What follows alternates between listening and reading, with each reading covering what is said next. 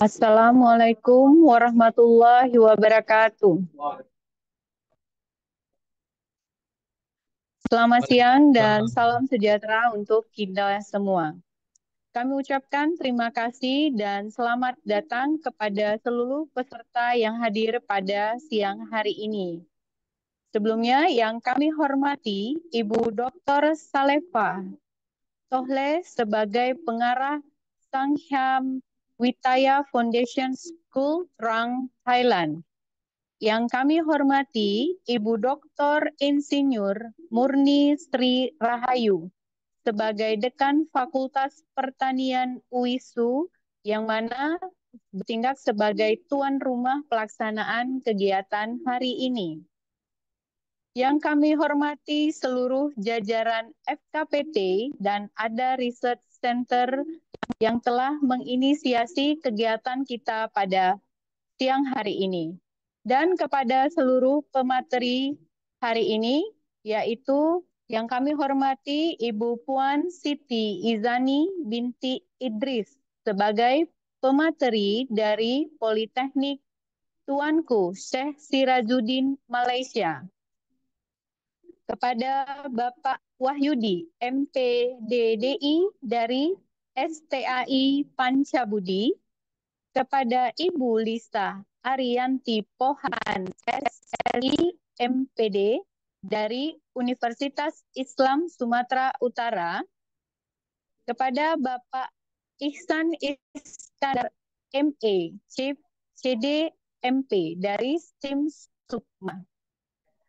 Dan yang kami hormati seluruh dosen dan peserta pengabdian internasional bersama 3 negara, Thailand, Malaysia, dan Indonesia dalam program Inbound International Creativity Collaboration Program dengan tema kali ini The Utilization of Social Media for the Optimization of Learning.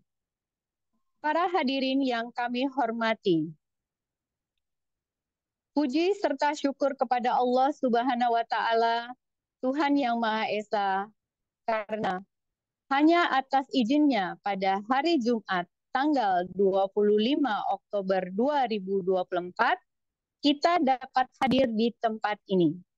Sebelumnya, perkenalkan nama saya Nazma yang akan memandu acara hari ini sampai selesai nanti.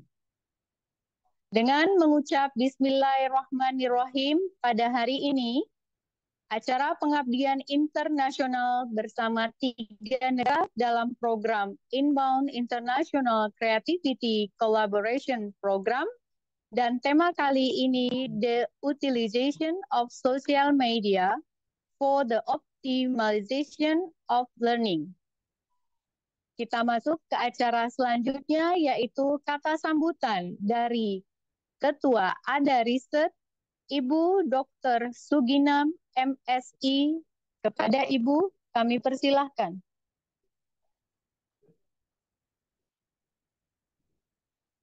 Maaf, untuk kata sambutan akan diwakilkan oleh Wakil Dekan 1. Kepada Bapak kami persilahkan dengan hormat.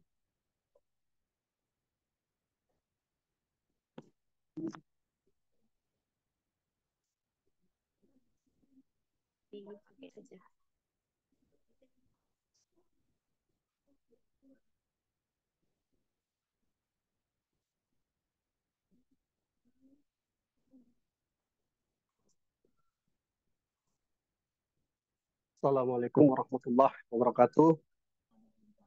Waalaikumsalam warahmatullahi wabarakatuh. Selamat siang.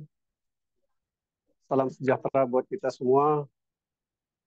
Terima kasih kami ucapkan atas kehadiran Bapak Ibu sekalian dalam acara internasional Community Society Space, ya. Jadi alhamdulillah pada kesempatan ini kami ucapkan terima kasih atas partisipasinya. Semoga acara ini dapat berjalan berkelanjutan, berkesinambungan, sehingga dapat membangun bagaimana ilmu-ilmu yang diperoleh ini bisa diterapkan. Ya. Selanjutnya, terima kasih kami sampaikan kepada 3 pembicara dari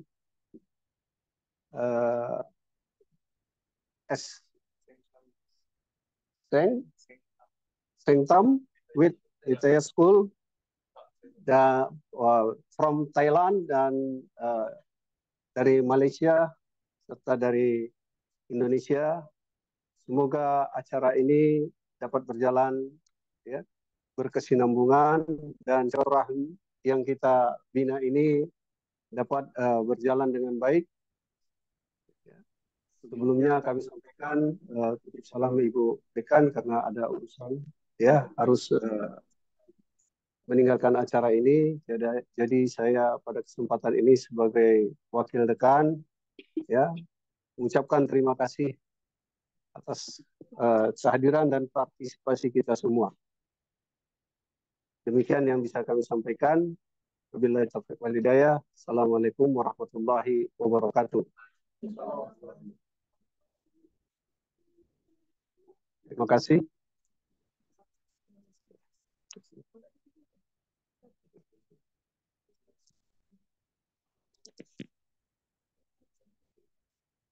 Baik, terima kasih atas kata sambutan yang diberikan oleh Bapak Wakil Dekan Universitas Islam Sumatera Utara.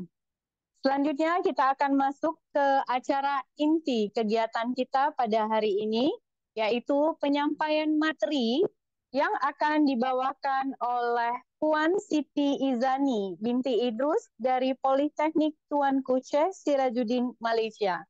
Kepada Puan kami persilahkan dengan hormat. Assalamualaikum warahmatullahi wabarakatuh. Boleh saya kongsi slide? Sudah jadi co-host Puan, silakan. Okey. Boleh. Maksudnya kat mana?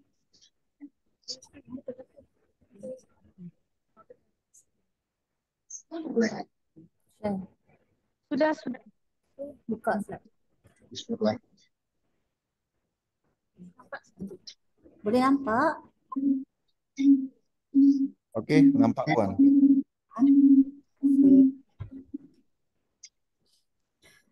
Okey, terima kasih kepada Puan Moderator.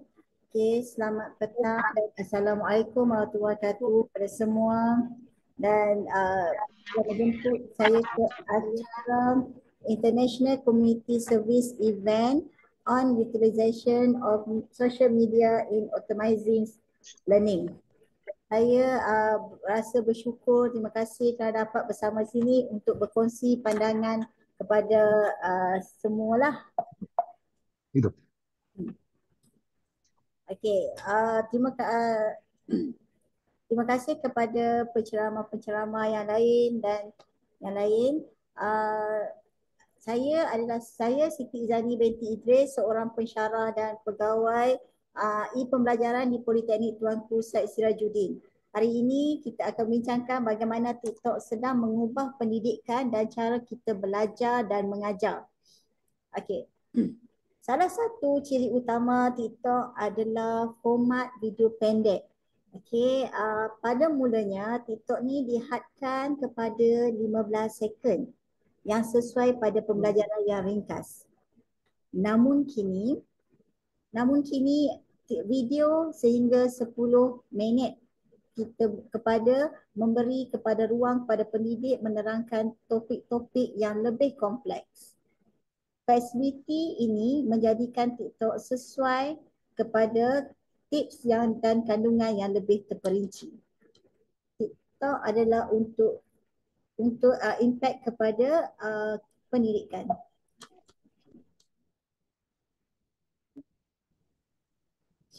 TikTok bermula pada tahun 2006 sebagai platform hiburan. Tetapi hari ini merupakan salah satu aplikasi yang paling popular di dunia yang telah berkembang menjadi alat pendidikan Ramai guru dan pelajar menggunakan TikTok untuk berkongsi dan mempelajari kandungan pendidikan. Kajian menunjukkan bahawa 61% pengguna di TikTok melayari TikTok lebih daripada 3 kali sehari dan 13% menggunakan sekurangnya sekali sehari. Menunjukkan betapa ramainya yang menjadikan TikTok bukan saja dalam bidang hiburan tetapi juga dalam pembelajaran.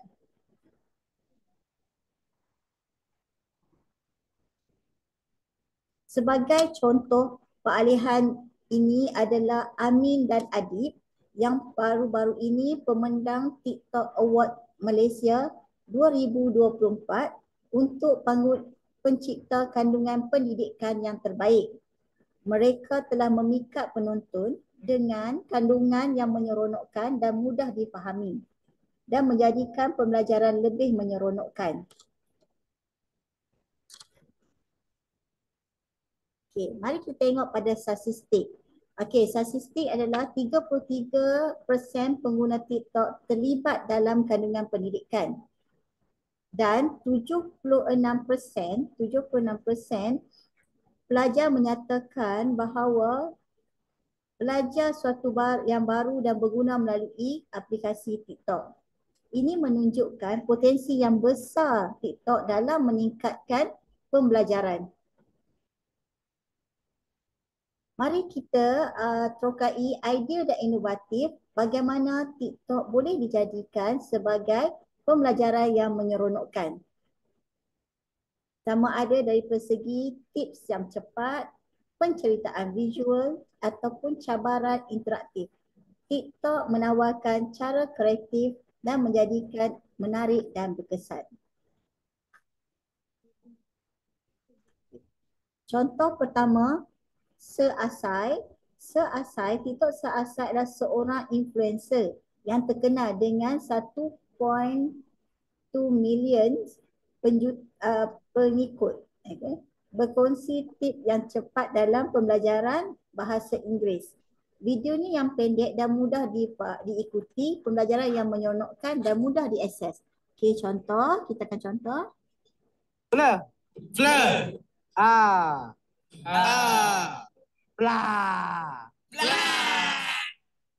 Fleur. Hour. Flower. Got it.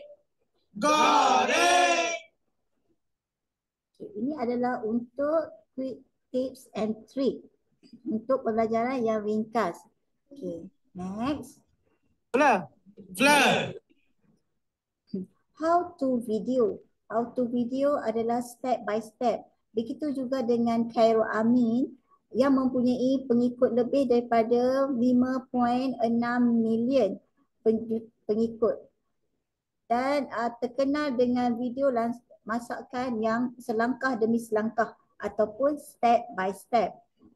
Dia menjadikan pembelajaran secara praktikal lebih menyeronokkan dan lebih mudah. Okay, sebagai contoh. Yo, what's up guys? So, hari ni kita nak buat puding sunyi. Sangatlah senang. Ni dessert yang confirm laku keras untuk open house raya nanti. So ambil 2 tin susu cair, tambahkan 1 cawan fresh milk, 1 cawan air, 1 sudu kecil esen vanila, secubit garam, dan tambahkan 3 sudu susu pekat manis dengan 2 sudu tepung custard and also 10 gram serbuk agar-agar. Gaul sampai sebati baru hidupkan api, kacau sampai dia cantik melikat macam ni lah.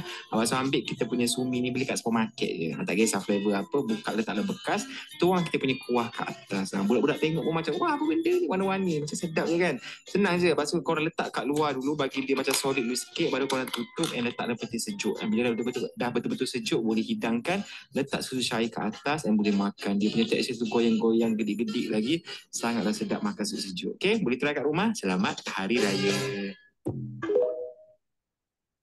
Okay, ini adalah video how to video step by step process. Yo, what's up guys? Hari ni kita nak buat puding susu. Okay, next adalah illustration Candy yang menggunakan penceritaan visual untuk menerangkan konsep yang kompleks melalui animasi yang menjadikan pembelajaran lebih mudah dan menyeronokkan.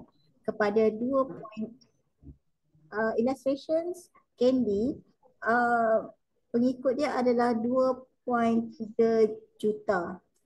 Okay, contoh.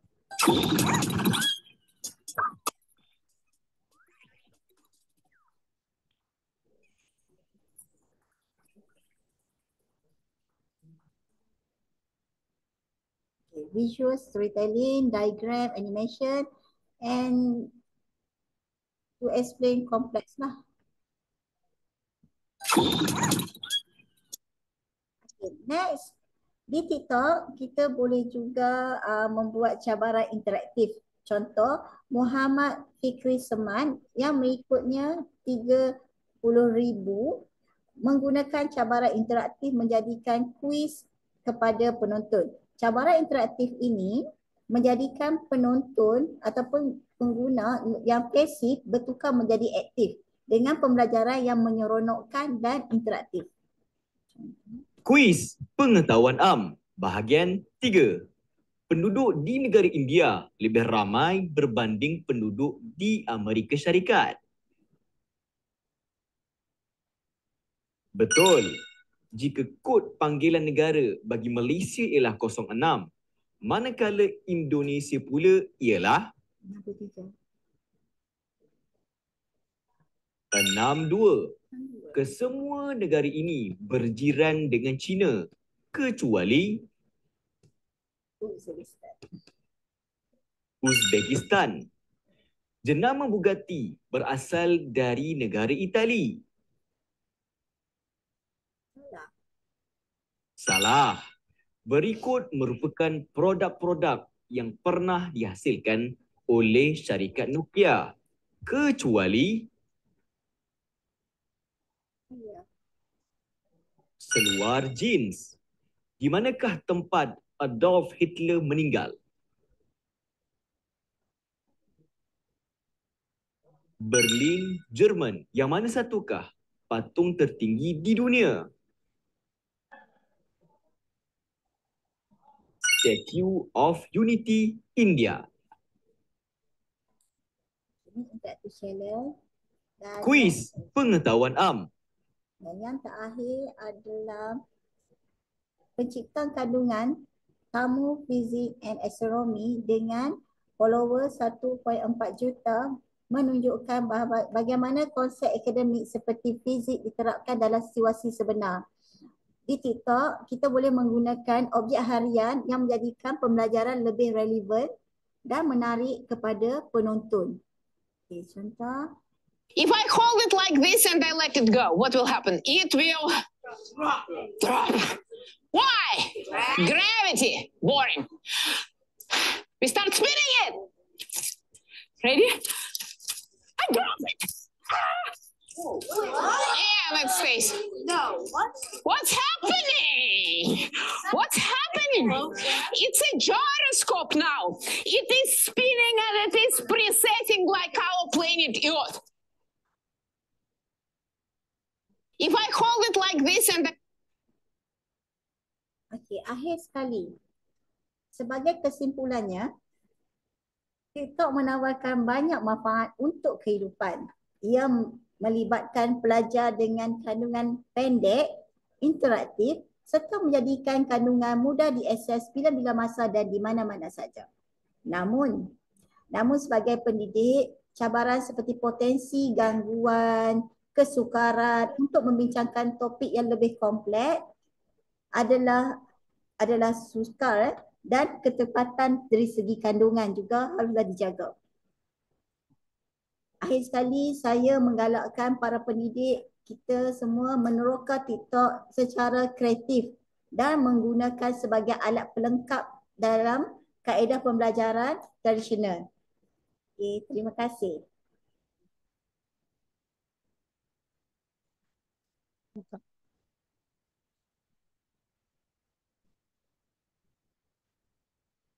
Sekian, terima kasih.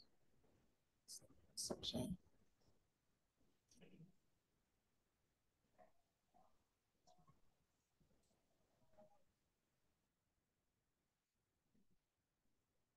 Buka. Mik. Oh, udah. Okay.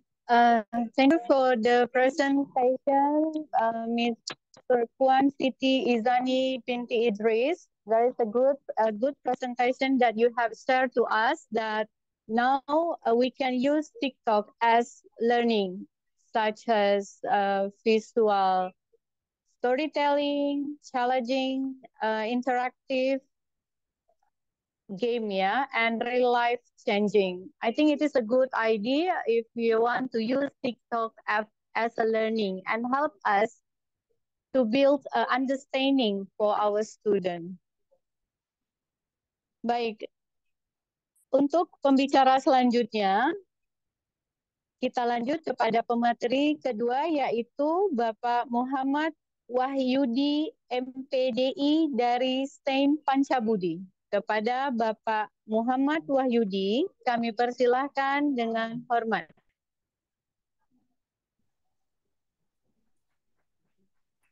Oke, Assalamualaikum warahmatullahi taala wabarakatuh. Yang saya hormati Ibu Dr. Salehoha Tohle sebagai Direktur Saingtam Witaya Foundation dari Trang, Thailand. Selanjutnya Bapak Muhammad Tolfe juga dari Thailand. Kemudian Ibu Puan Siti Izani dari Politeknik Tuanku Sirajuddin Malaysia. Selamat kenal Ibu. Selanjutnya saya sampaikan juga kepada salam kepada Ibu Dekan yang hari ini diwakili oleh Dekan 1 Fakultas Pertanian yang telah hari ini memberikan tempat yang luar biasa. Selanjutnya saya salam hormat dan takzim kepada Ibu Direktur ada Research Center Ibu Suginam, Bapak Mesran Ketua SKPT, dan Bapak Ibu semuanya yang hadir melalui offline atau online yang berbahagia hari ini. Baik, terima kasih atas kesempatannya. Perkenalkan, saya Muhammad Wahyudi dari Sekolah Tinggi Agama Islam Pancabuda Perdagangan di Kabupaten Simalungun. Hari ini saya izinkan untuk menyampaikan materi tentang efektivitas media sosial dalam optimalisasi pembelajaran.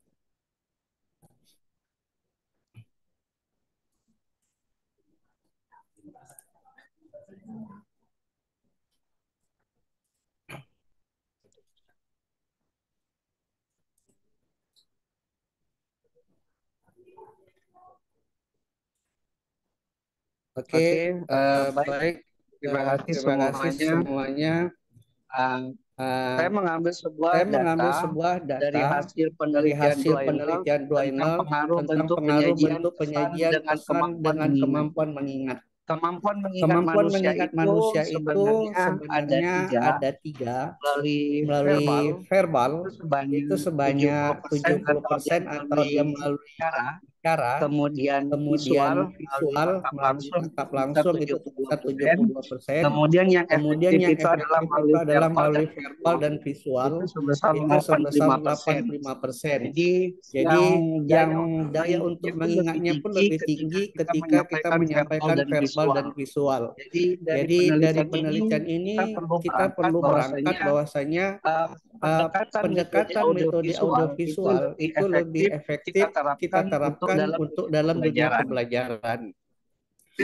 Saya mengambil sebuah data penelitian dari data pengguna internet dan kecepatan internet di Asia Tenggara pada tahun 2024. Hari ini Indonesia karena jumlah populasinya juga tinggi, ada 210 juta pengguna internet. Yang menggunakan internet dari 278 juta Indonesia ada 210, tingkat penetrasinya 76%. Kemudian cuma yang disayangkan tingkat kecepatan Mbps-nya hanya 35,5 Mbps. Kemudian Kemudian data selanjutnya ranking itu kedua itu ada Filipina, ada ada 85 85 juta, kemudian tingkat penetrasi 78%, kemudian kecepatan Mbps-nya 30 sekitar 30 Mbps. Kemudian ada Vietnam, ada Thailand dengan 55 juta jiwa. Kemudian Thailand walaupun hanya 55 juta jiwa, cuma kecepatan Mbps-nya ini lebih cepat daripada penduduk Indonesia yang begitu luas, hanya sekitar 45 Mbps. Kemudian ada Malaysia dengan pengguna internetnya 34 juta jiwa. Kemudian kecepatan Mbps-nya sampai dengan 50. Kemudian ada di Singapura. Nah, pengguna internetnya tidak banyak, hanya 5,5 juta jiwa. Tapi kecepatan Mbps-nya sampai dengan 150 Mbps. Nah ini sebenarnya kecepatan Mbps internet dapat dipengaruhi oleh berbagai faktor, termasuk infrastruktur, lokasi, geografis, dan pengguna jaringannya. Jadi mungkin kalau sekiranya Singapura kecepatannya Mbps karena mungkin letak geografisnya yang begitu kecil. Sedangkan mungkin Indonesia hanya 35,5 karena jangkauannya begitu luas dan banyak sekali hari ini desa-desa kita yang di 3T, terluar, terdalam, dan apalagi terisolir. Jadi memang begitu letak geografis sehingga menentukan kecepatan Mbps-nya. Oke, selanjutnya dari data pengguna media sosial di Indonesia, jadi kurang lebih hampir 90,90% pengguna internet di Indonesia menggunakan WhatsApp.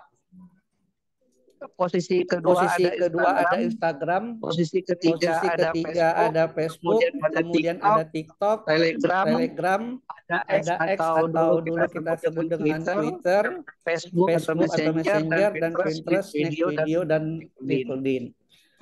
Berdasarkan survei yang dikutip dari WA Sosial, sebagai negara dengan populasi terbesar di dunia, yaitu Indonesia 278,7 juta jiwa, setidaknya ada 185,3 juta penduduk yang telah menggunakan internet.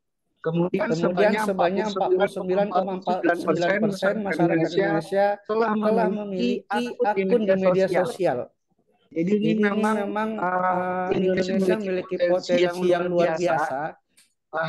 Jadi mungkin hari ini banyak progres yang hari dulu kita promosi, mungkin promosinya itu banyak yang manual. Jadi hari ini banyak sekali baik itu kampus, sekolah, apalagi UMKM yang menggunakan brand-brand produk-produk lokal sehingga promosinya lebih gencar di media sosial. Kemudian ada kelompok usia yang paling banyak mengakses media sosial adalah masyarakat berusia dari 25 sampai 34 tahun dengan proporsi pada sebesar 46,5%, yaitu dari 53 dan 5% itu yaitu perempuan dan 46,5% itu sebanyak laki-laki.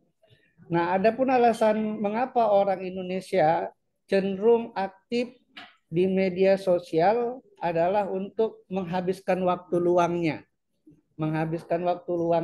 Kemudian untuk bersilaturahmi dan teman-teman dan keluarganya, kemudian melihat membuka konten-konten. Nah, itu yang sering banyak di Indonesia.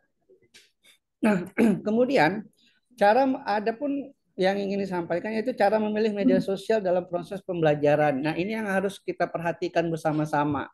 Jadi tidak hanya sekedar menggunakan media sosial saja, akan tapi kita juga harus melihat, pertama sekali yang harus kita lihat adalah kebutuhan siswanya.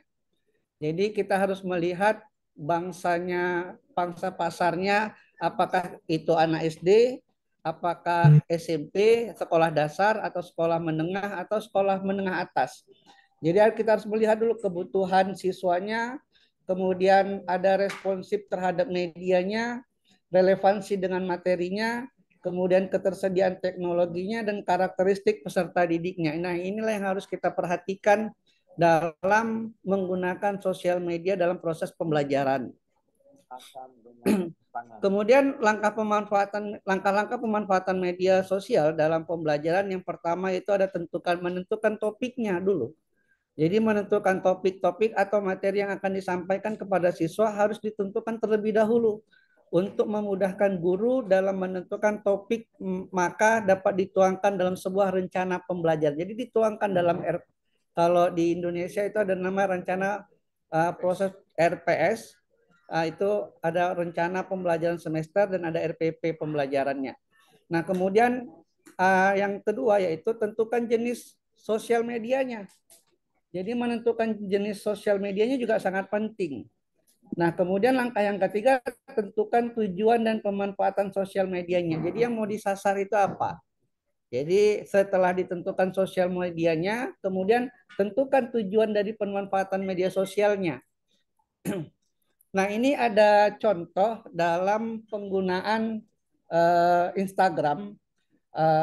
Saya mengambil contoh ini dari guru. Jadi di sini menggunakan komunikasi, memberikan tugas melalui balasan-balasan dari komentar-komentar siswanya dari melalui Instagram. Bisa juga digunakan hampir sama Instagram, Facebook, X atau bekas Twitter yang lama. Nah, ini kemudian ada juga melalui media YouTube. Jadi platform YouTube ini juga bisa digunakan. Ini kebetulan saya mengambil dari sosial media saya. Jadi waktu itu saya pernah membuat media pembelajaran dengan tema sistem pendidikan nasional. Memang saya menggunakan artificial intelligence sehingga saya tidak menggunakan wajah langsung, sehingga saya menggunakan sistem AI, artificial intelligence itu, sehingga materi-materi yang saya buat bisa disampaikan oleh kepada mahasiswanya. Nah, selanjutnya ada juga platform TikTok. Kalau dia YouTube bisa menggunakan video panjang, bisa durasinya bisa lebih panjang. Tapi biasanya kalau TikTok cenderung durasinya pendek. Dia tidak begitu panjang. Cuma memang hari ini sangat marak TikTok. Banyak sekali memang orang-orang yang jadi konten-konten kreator dengan menggunakan platform TikTok ini. Jadi memang platform TikTok ini sangat berpengaruh. Jadi ini saya ada mengambil contoh beberapa materi-materi, bahkan ada cara melipat origami, kemudian ada tutorial bagaimana cara menggunakan media interaktif, sangat membantu guru dalam menggunakan media sosialnya. Nah, ini ada kita lihat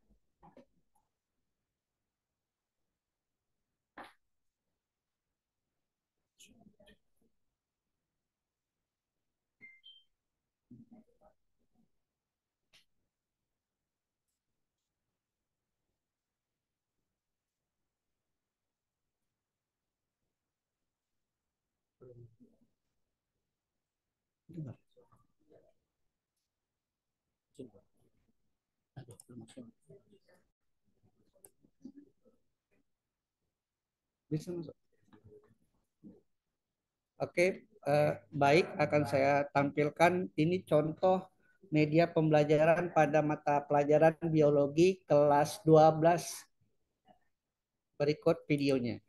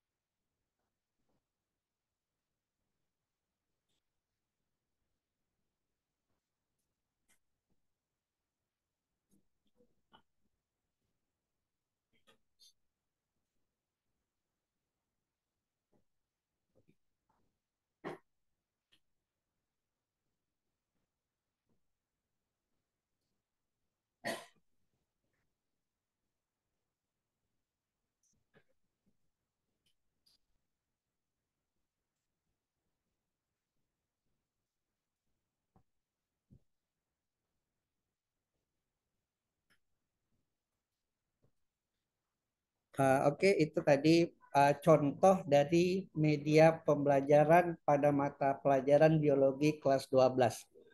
Nah, selanjutnya ada pembelajaran berbasis proyek juga bisa digunakan melalui menggunakan media sosial. Cuma yang perlu kita perhatikan, Bapak Ibu dapat menggunakan model pembelajaran project based learning dengan memanfaatkan sosial media untuk kolaborasi antar siswa. Langkah yang dapat digunakan, pertama, tentukan topik project yang akan dilakukan, misalnya proyek siklus hidrologi.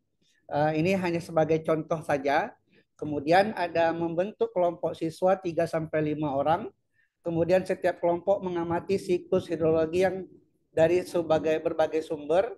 Yang keempat, setiap kelompok membuat infografis hasil pengamatan tentang siklus hidrologi. Yang kelima, setiap kelompok mengunggah hasil infografisnya ke akun media sosial, bisa Instagram atau Facebooknya. Kemudian yang keenam adalah setiap kelompok wajib memberi respon terhadap hasil tugas masing-masing kelompok. Jadi memang penggunaan media sosial ini bisa digunakan dalam metode project based learning. Nah, kemudian ada kemudian menurut Camden Dayton mengidentifikasi beberapa manfaat media sosial dalam pembelajaran. Ya, pertama ada penyampaian materi pembelajaran dapat diseragamkan. Kedua, proses pembelajaran menjadi lebih jelas dan menarik. Ketiga, proses pembelajaran menjadi lebih interaktif. Yang keempat, efisiensi dalam waktu dan tenaga. Jadi kita nggak perlu capek-capek, jadi cukup menggunakan media sosial. Kemudian yang kelima, meningkatkan kualitas hasil belajar peserta didik. Yang keenam, media yang digunakan dapat memungkinkan proses pembelajaran dapat dijangkau di mana saja dan kapan saja. Kemudian mengubah peran guru ke arah yang lebih positif dan yang lebih produktif. Selanjutnya ini hasil evaluasi pembelajaran ya. Ini guru juga harus ada evaluasi dalam proses pembelajaran sampai mana efektivitas dalam penggunaan media sosial tersebut. Nah, kemudian ini ada beberapa kriterianya dalam melakukan evaluasi proses pembelajaran. Jadi tinggal harus ada kriterianya, menggunakan kriterianya, kemudian harus ada beri tanggapan yang bermanfaat, harus dapat terukur. Nah, kemudian, ini yang harus kita waspadai bersama-sama hari ini, bijak dalam pemanfaatan media sosial. Pertama, jangan asal posting konten karena takutnya menyinggung, karena sekarang di Indonesia ada namanya Undang-Undang ITE. Kemudian tak perlu detail mencantumkan informasi. Yang penting apa yang ingin disampaikan sudah mencakup. Jaga etika dalam media sosial, selalu waspada dan jangan langsung percaya. Ini terkadang banyak sekali penipuan-penipuan dari media sosial. Filter akun-akun yang diikuti. Karena terkadang asal-asal ikut terkadang bisa menjerumuskan juga. Kemudian dan terima kasih, mungkin sekian presentasi dari saya. Lebih dan kurang saya mohon maaf. Billahi taufiq wal hidayah. Assalamualaikum warahmatullahi taala wabarakatuh.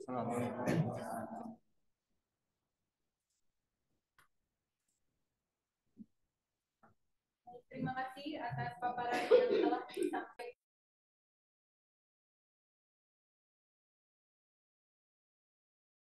Kita lanjut kepada pembicara selanjutnya, yaitu Ibu Lisa Arianti Pohan, SSI MPD dari Universitas Islam Sumatera Utara. Kepada Ibu Lisa, kami persilahkan dengan hormat.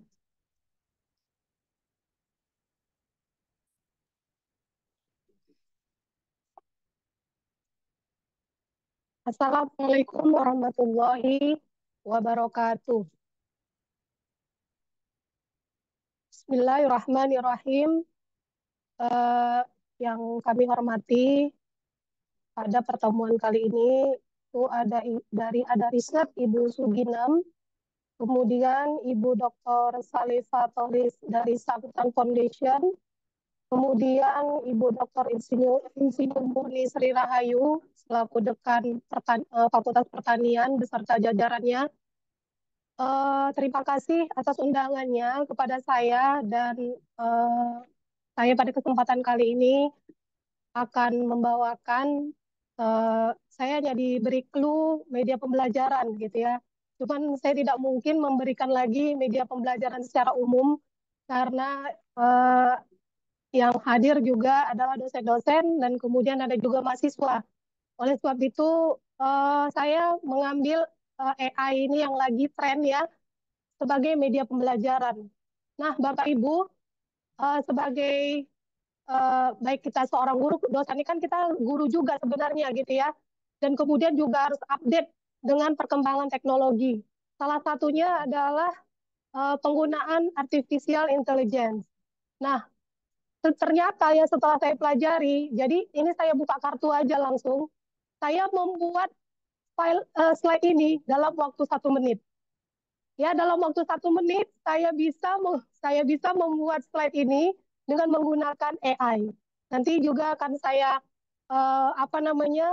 perkenalkan juga, mana tahu juga saya yakin udah tahu Bapak Ibu di sini juga ada yang sudah mempelajarinya. Jadi sekarang di internet kita itu ya itu sangat kaya sekali.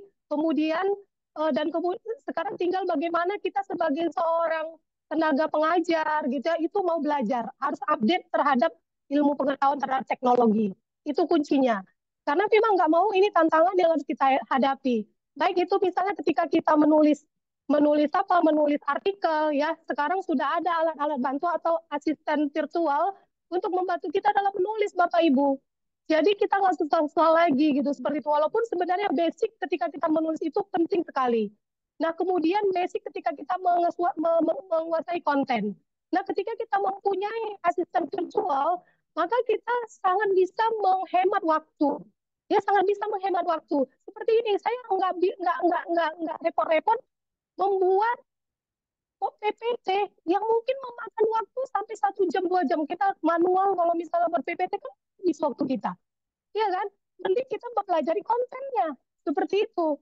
Nah jadi saya buat PPT ini dalam waktu 2 menit 3 menit. Nah saya mempelajari bagaimana menggunakan AI-nya itu kan gitu.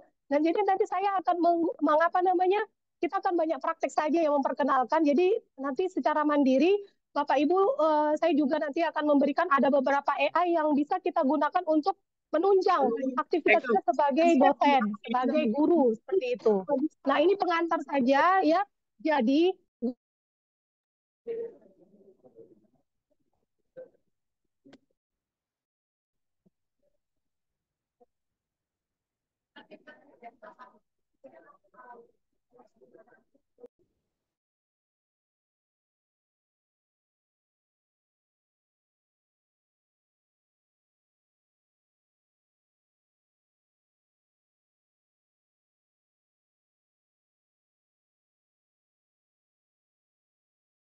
mendapatkan pengalaman belajar yang unik.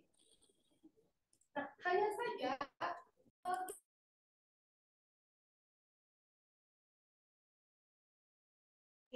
banyak pertimbangan yang harus kakak pikirkan. Siap.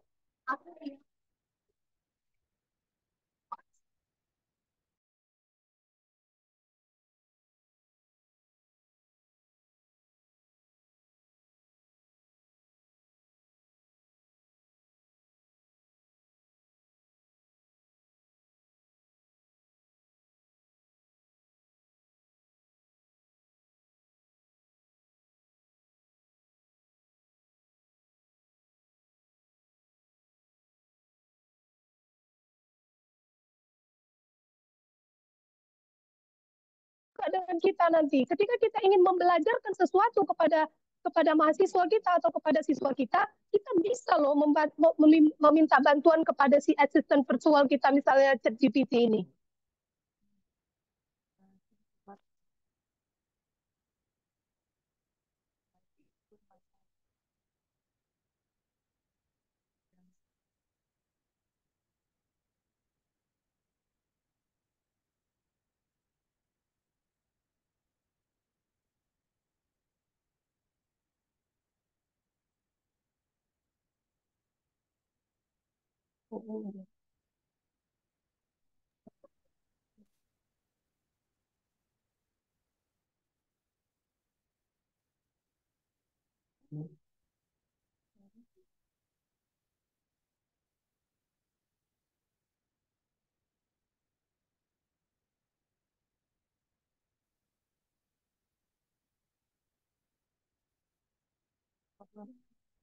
Nomor 3. Oke. Nah, jadi misalnya nih ya, saya kasih contoh seperti ini. Ketika karena saya kebetulan orang kimia, misalnya saya ingin mendalami lebih deep lagi gitu untuk satu materi tentang kimia, misalnya stoikiometri. Jadi saya minta bantuan tuh sama si ChatGPT contohnya ya. Jadi atau misalnya kalau misalnya ibu bapak punya laptop, bisa juga dibuka ChatGPT-nya. Tolong bantu saya ya untuk mempelajari stoikiometri dari awal sampai akhir. Dan kemudian nanti dia akan memberikan step by step dari yang paling gampang mempelajari stoikiometri sampai materi yang paling sulit. Nah, kemudian ada AI juga nanti yang akan tolong buatkan mind mapping-nya seperti itu. Jadi ini contoh mind mapping yang hasil, karena saya pikir agak sulit kita untuk mempraktekannya. Saya kasih contoh mind mapping yang saya buat dari AI.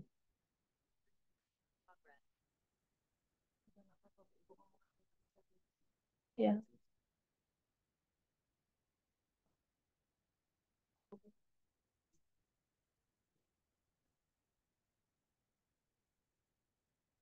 File baru lagi ya? Iya, file baru lagi. Entire script, entire program.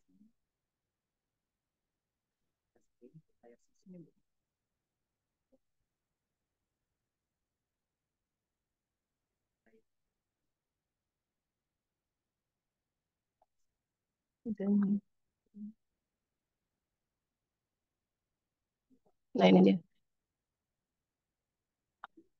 Ya, jadi kalau ini ikatan kimia ya yang saya buat. Nah, jadi misalnya kita ingin memberikan satu materi utuh gitu kepada mahasiswa kita agar mereka bisa mempunyai gambaran tentang materi itu secara keseluruhan gitu. Maka kita gunakan salah satunya adalah dengan media peta konsep. Hanya saja kalau misalnya menggunakan peta konsep, misalnya kita membuat secara manual, itu sangat memakan waktu. Nah, ternyata ada AI yang bisa membantu kita untuk membuat peta konsep ini. Nah, seperti itu dia. Jadi AI ini ya Bapak Ibu, memang ini ilmu baru, tetapi bukan tidak bisa kita pelajari seperti itu. Ya, jadi saya mempelajarinya ini karena ya ini juga kalau ChatGPT sudah ini ya, kita sudah familiar. Cuman ChatGPT juga bertingkat dia penggunaannya. Ada yang sampai dia bisa secara spesifik lebih deep lagi, itu tergantung kepada prompting yang kita masukkan ke dalam ChatGPT. Nah, seperti itu. Sampai nanti akhirnya kita menghubungkan antara satu AI dengan AI yang lain. Ya, itu bisa. Jadi misalnya kita minta buatkan materi ke si ChatGPT, lalu misalnya kita minta bantuan si Gamma AI untuk membuat presentasinya, lalu untuk membuat membuat peta konsepnya kita menggunakan namanya Mapify. Ya, seperti itu. Jadi ada beberapa AI yang bisa kita gunakan. Jadi sangat-sangat banyak ternyata, ya. Dan itu bisa dipelajari secara mandiri, Bapak Ibu. Jadi tinggal bagaimana kita sebagai seorang tenaga pengajar itu update terhadap teknologi dan media-media pembelajaran pun yang ini ya, yang ada itu sudah sangat banyak. Misalnya kalau kita ingin membuat video-video animasi dengan AI juga ada. Ya, jadi saya juga ada video animasi yang saya buat dengan AI dan berhasil gitu seperti itu.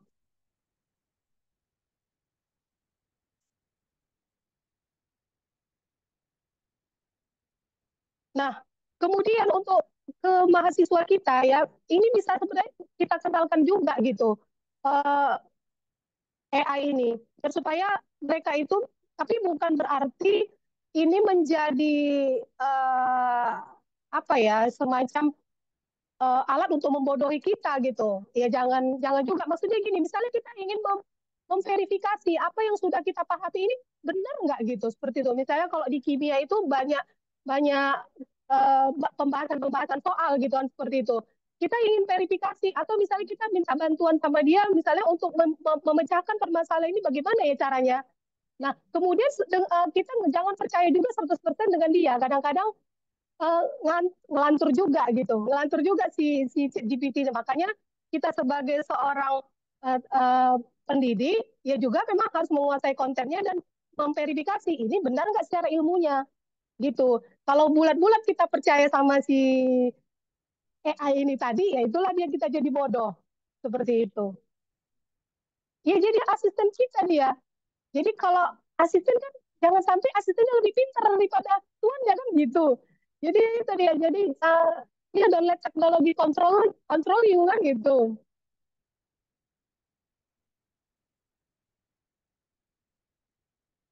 Jadi di sini kita bisa menggunakan apa ya AI ini sebagai automasi tugas administratif.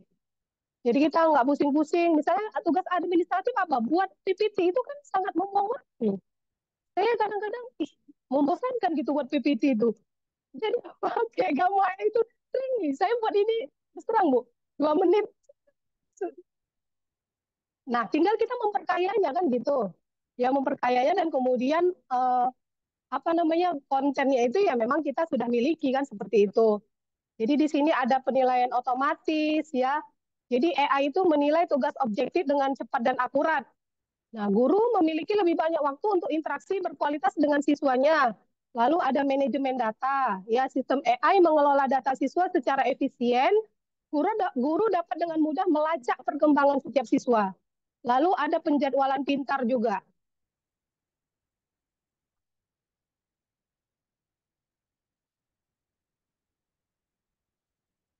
Ini kita, tetapi ada juga tantangan ini ya, tantangan implementasi dari AI tersebut ya. Slide selanjutnya aja. Ya, langsung aja ke tantangan implementasi AI. Ketika kita ingin menerapkan ya AI ini dalam proses pembelajaran, tentu banyak sekolah yang kekurangan perangkat keras dan konektivitasnya memadai ya, sehingga investasi besar itu perlu diperhatikan lah untuk mengimplementasikan AI ini. Lalu kemudian diperlukan pelatihan-pelatihan untuk guru-guru. Ya, guru perlu dilatih untuk menggunakan teknologi AI ini secara efektif. Dan kemudian ini tentunya membutuhkan waktu dan sumber daya tambahan seperti itu. Lalu ada juga di sini etika dan privasi ya, penggunaan data siswa oleh AI menimbulkan masalah etika. Perlindungan privasi harus menjadi prioritas utama. Jadi ada beberapa hal yang bisa digunakan dari AI ini dalam pendidikan, yaitu yang pertama dia sebagai tutor AI personal, jadi sebagai tutor kita lah, tutor privat kita. Seperti itu. Jadi sebagai tutor dia bisa, sebagai asisten dia bisa, seperti itu ya. Dan kemudian AI ini juga menerapkan yang namanya neuroscience. Jadi dia mempelajari bagaimana otak manusia itu bekerja. Nah, ini ada beberapa yang terakhir, nggak ada ini. baru saya tambahkan kayaknya. Ya, jadi ada namanya Gamma AI ya, itu untuk membuat presentasi. Jadi nanti Bapak Ibu bisa search saja di apa namanya di Google Search, kemudian Gamma AI. Kemudian untuk membuat mind mapping itu ada namanya Mapify ya. Kemudian kalau untuk membuat video animasi Victory AI namanya Pitable. Saya kalau misalnya bisa di sini saya akan tunjukkan video animasi yang saya buat dari di AI ini. Bisa nggak ya?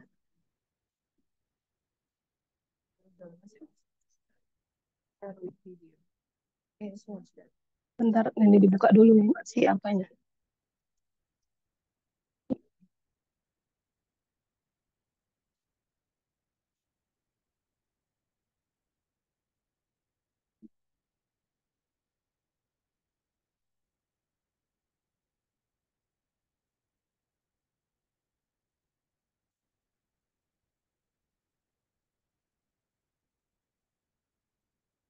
Tapi dibuat dan soundnya semua di situ.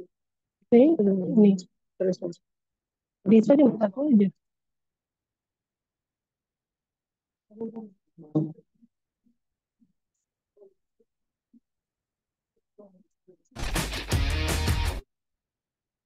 Bisa.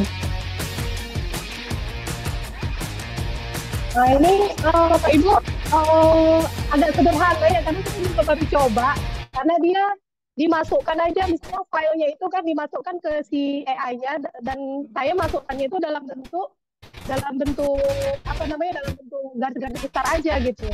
Jadi kalau misalnya narasinya panjang juga kemungkinan ini akan banyak dia ini ya video, jadi dalam bentuk video, jadi kita nggak capek-capek gitu untuk membuat misalnya dengan apa ya yang aplikasi pembuat video itu. Tinggal kalau misalnya kita ingin memasukkan suara kita misalnya menggunakan ketak aja seperti itu. Ya, saya pikir itu saja yang saya sampaikan. Assalamualaikum warahmatullahi wabarakatuh.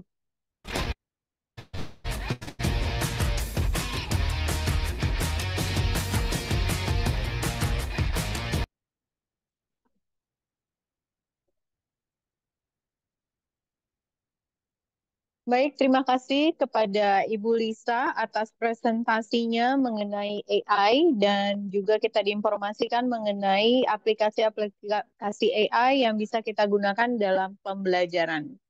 Baik, untuk pemateri selanjutnya kami persilahkan kepada Bapak Ihsan Iskandar SE CDMP dari Sekolah Tinggi Ilmu Manajemen Sukma. Kepada Bapak Ihsan kami persilahkan dengan hormat.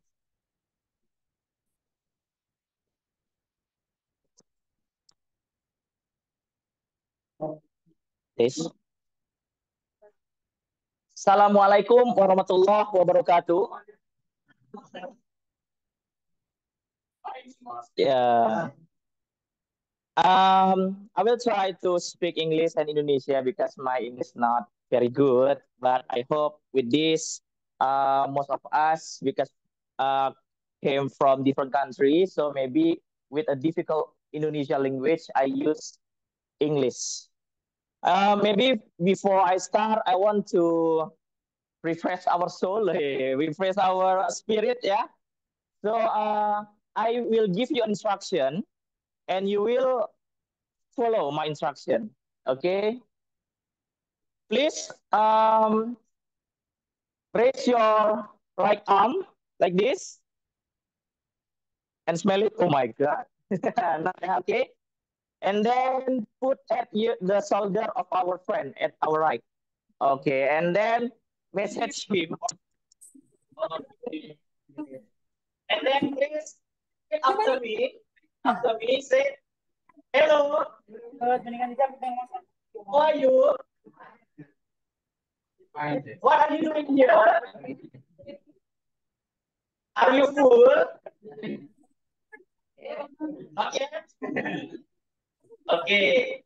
And then please raise your left arm and then touch your friend's shoulder. Okay. Please keep your revenge.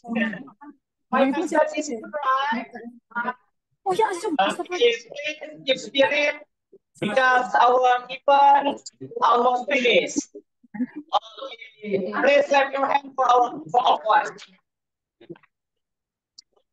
Okay,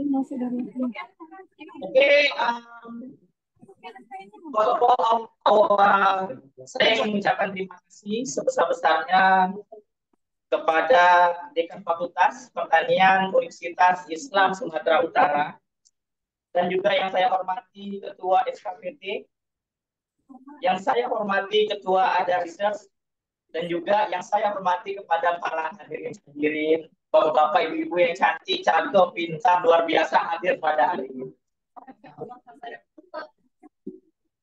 Oke, bapak-bapak, ibu-ibu, izinkan saya berdiri agar kita lebih semangat, tertarik lewat yang Zoom, mungkin bisa transfer ya semangatnya, our spirit maybe transfer through the Zoom.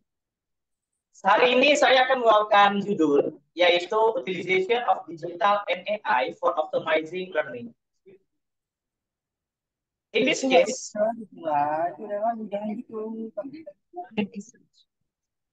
because gravity, our video before. Okay. I will give you not only a theory, but also the practice, the techniques, the technical, about what I will do about AI digital that optimize the learning.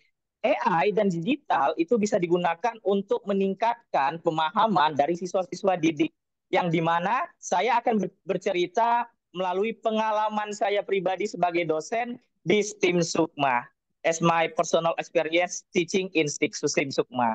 Simple but powerful, itu motonya yang akan kita pelajari.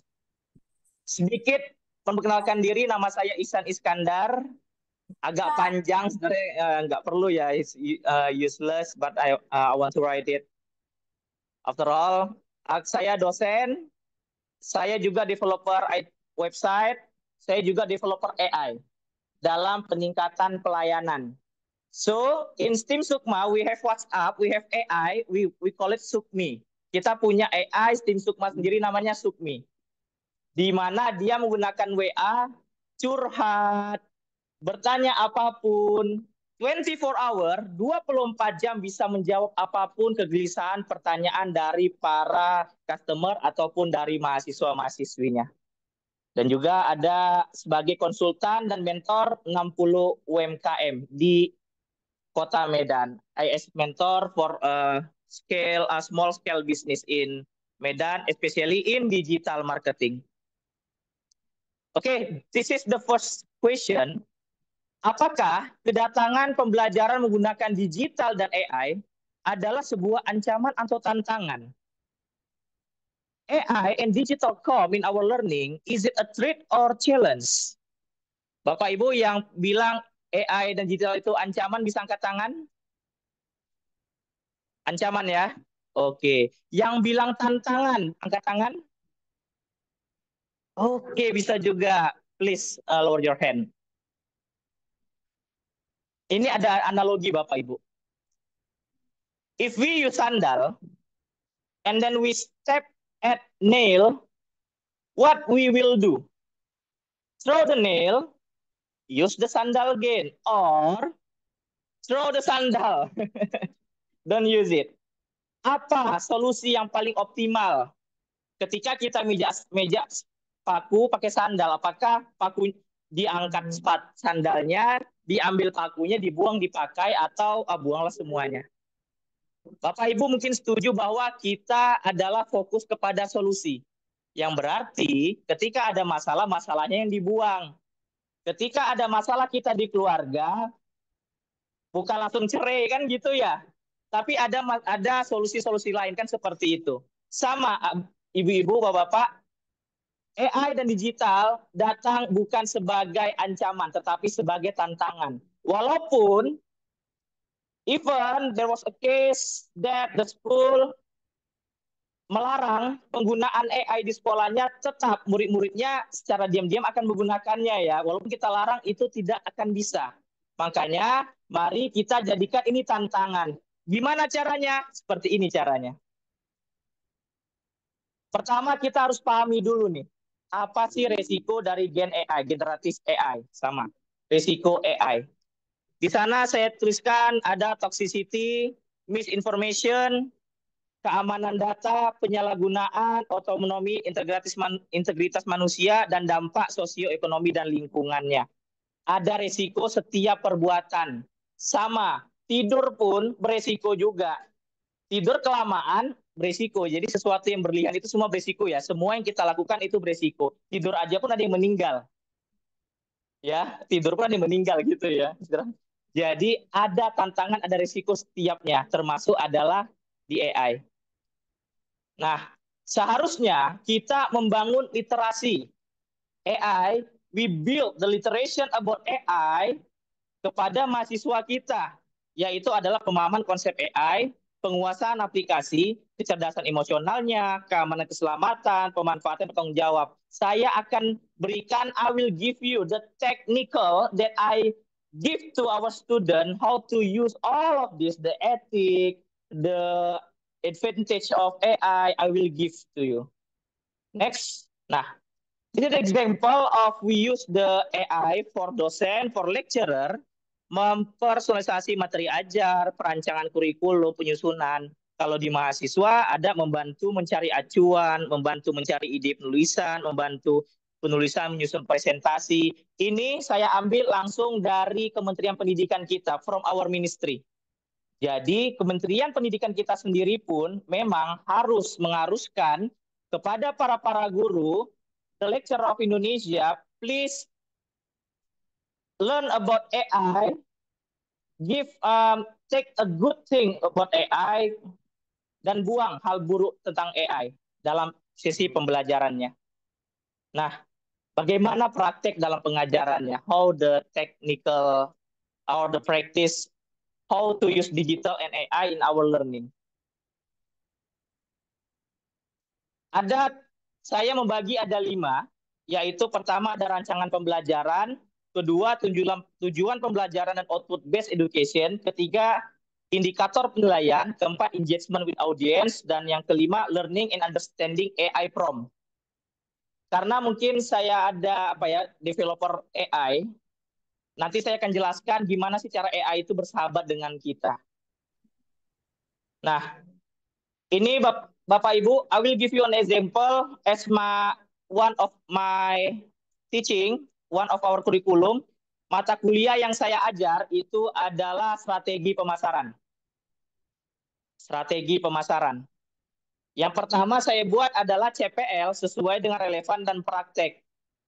Untuk indikator penilaiannya, saya selalu membuat post test di setiap selesai kuliahnya, hanya 5 pertanyaan saja. Kenapa? Jika di bawah nilai itu berarti ada yang nggak paham. Kita harus itu beritahukan kepada teman-teman. Gimana cara buat protesnya nanti akan saya beritahukan juga. Mengutamakan praktek daripada teori, pemanfaatan digital dalam praktek, dan juga learn by doing. Mungkin Bapak Ibu pernah buka YouTube untuk tutorial, lebih enak dengar ceramah, teori, atau langsung praktek, Bapak Ibu? Langsung praktek ya. Kalau buat Shopee, kalau saya, walaupun S1 saya hubungan internasional, S2 saya magister ekonomi, my magister from economic, but saya expert di bidang IT. Saya dari nol belajar IT hanya dari YouTube, hanya dari AI. Anyone want this? Contohnya Bapak Ibu, ini ada salah satunya dalam topik customer management, how to manage your customer. Kebetulan mahasiswa-mahasiswi saya buat untuk ujian akhirnya adalah project. Cari UMKM yang akan dibina. UMKM-nya 7 tahun, 8 tahun berdiri, tapi kecil aja Bapak Ibu. Salah satunya saya kenal, ada dia jual nasi gurih, mejanya kecil, setengah dari sini, jualan dari 20 tahun yang lalu. Saya kecil makan sana. Saya datang, saya bantu, dan tahu Bapak Ibu setelah saya bantu, saya buatkan websitenya, saya buatkan Google Map-nya, I make the Google Map for her, the website, the optimization, because they see sell nasi gurih, nasi lemak. If someone customer type at Google nasi lemak, see her name is Julie. Bu Julie itu muncul di paling atas at top research in organic way. Nah, setelah dibantu, tahu Bapak Ibu apa yang terjadi? What happened? Apa yang terjadi Bapak Ibu, ada yang tahu? Naik omset? Oke, anyone? What happened? Viral? Oke. It close. Tutup. Loh. Maybe Mrs. Julie sick ya. Sakit ya. 2 hari kemudian saya datang masih tutup. 3 hari kemudian saya datang masih tutup. Wah, ini apakah Ihsan bawa sial ya datang ke situ ya? udah keringat dingin ya. Hari keempat buka. She's open and then I come to her. Cik. Miss Julie, why you close at 3 days? Is it apakah saya membawa ketidakberuntungan? Am I bring misfortune? And she said, enggak San. Sejak 3 hari lalu saya diteleponin terus. Kemarin dari Asrama Haji minta 300. Dari Prima minta 200. Kenapa? Karena di website, di Google Map-nya itu optimasi ada nomor HP-nya. Everyone call her because when we call someone type at Google nasi lemak, she always come at the first place. Setelah saya buat Bapak Ibu, ya ini salah satunya adalah manajemen customer di mana kita karena digital dan AI itu ada di aplikasi WhatsApp Auto. If Bu Julie busy, tetap customer akan terjawab pertanyaannya. Apapun itu, berapa nasi gurih satu akan dijawab oleh AI. Dan ini praktekkan langsung sama mahasiswa-mahasiswa kita. Ini penggunaan salah satunya dalam customer management. Gunakan WhatsApp dan juga WhatsApp Auto. Contohnya seperti itu, saya Sting Sukma, saya buat, Sting Sukma ada di mana? Di Transaksi Lubis. Ini kan bukan saya yang jawab. 24 hour non-stop. Next. How to make content. Topik dalam pembuatan konten di mana saya mengajarkan kepada mahasiswa-mahasiswa itu menggunakan Canva dan GPT. But please remember, kita jangan jadikan GPT itu langsung hasil, tapi harus jadikan istilahnya key partner. Jadi partner kita, key partner. Makanya AI itu harusnya kata pertama adalah kita curhat dulu. We need to type our problem about ourselves, and then ask him ChatGPT what we want. Contoh, kamu bercerita tentang produk kamu, lalu buatkan caption copywriting yang sudah memenuhi AIDA, misalnya. Jadi jangan langsung buatin saya caption, no.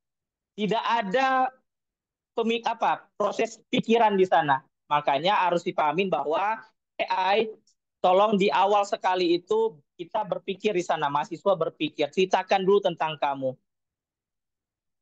Nah, ini ada output based education-nya adalah pembinaan UMKM yang tadi.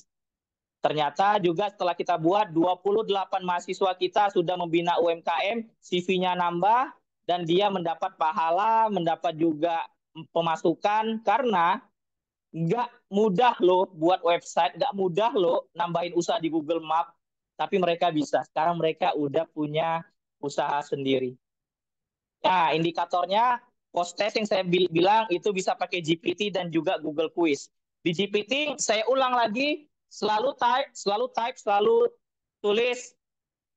Misalnya kita mau buat quiz GPT, saya akan berikan materi saya selama 12 pertemuan, buatkan quiz post test setiap pertemuan 5 dengan pertanyaan A, B, C. Selesai, muncul, masukkan ke Google Quiz. Dan itu semuanya free. All of them are free.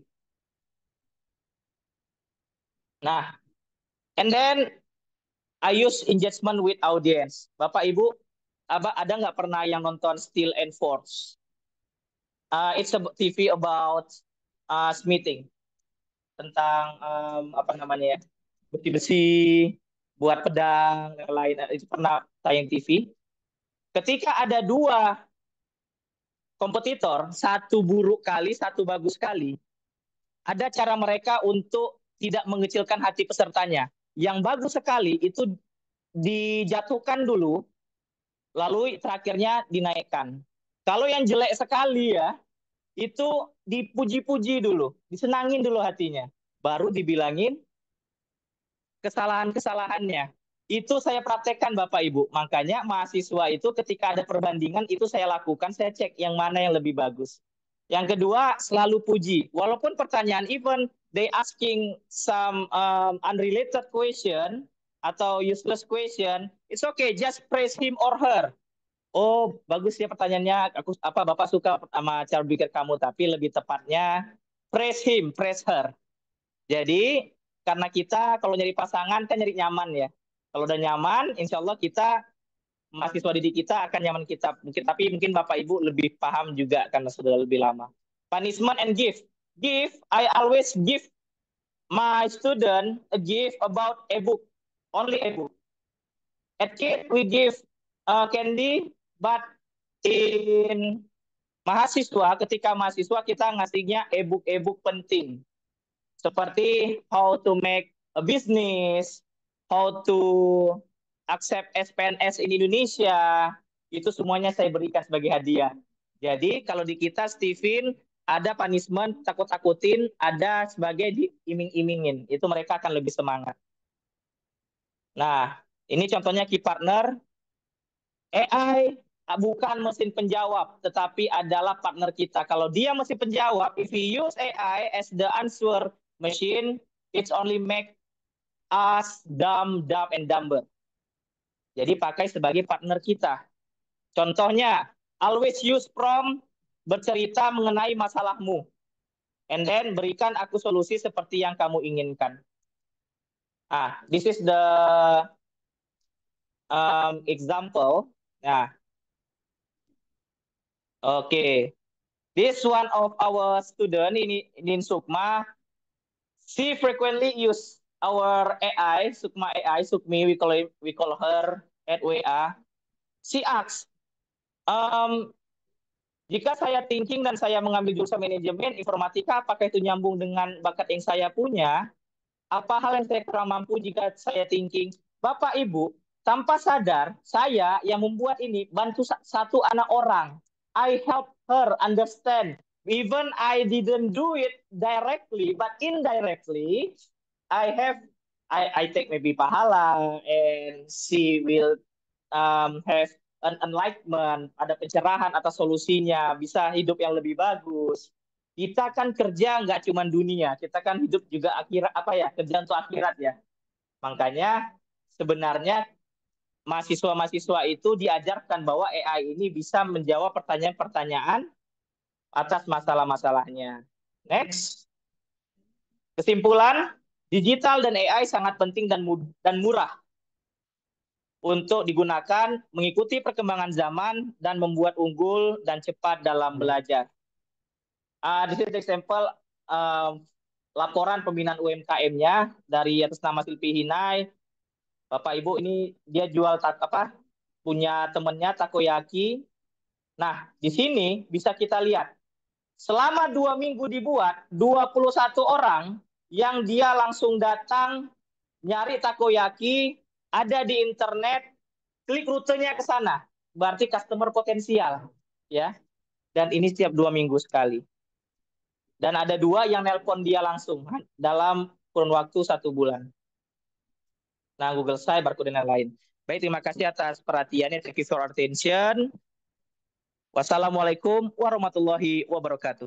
Waalaikumsalam warahmatullahi wabarakatuh. Thank you for the extraordinary presentation that you have give to us, Mr. Iksan. Baik, Bapak dan Ibu sekalian, kita sudah masuk kepada fase terakhir atau sesi terakhir, yaitu Q&A ataupun tanya jawab. Apakah ada dari Bapak dan Ibu yang ingin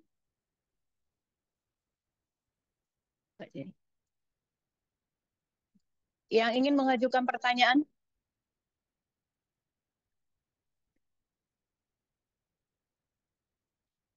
Bagi mungkin rekan-rekan yang ada di